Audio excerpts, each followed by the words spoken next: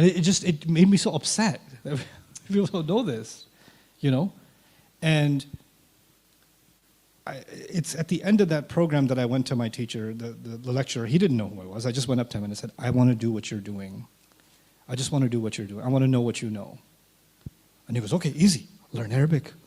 Just, easy, learn Arabic. That's what he said. I was like, okay, how do I learn Arabic? He goes, I'm starting a class next week.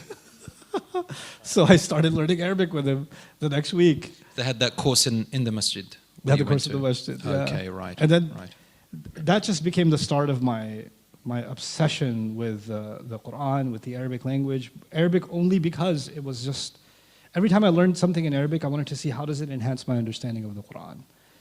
And just, I kept going back and kept going back. And it was, I was a bad student in university. Like, B's are a good day, right? So I had a hard time focusing. I was distracted. Did better than most of us.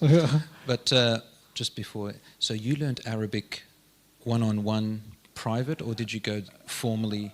No, I studied with him for 3 weeks. 3 weeks? Yeah. And then he was teaching a crash course. Right. So I studied that with him for 3 weeks. And then he didn't have a book to teach from. He had this all in his head. So I was like, can you have a book? He goes, okay. Next day I came, he had, you know those print paper?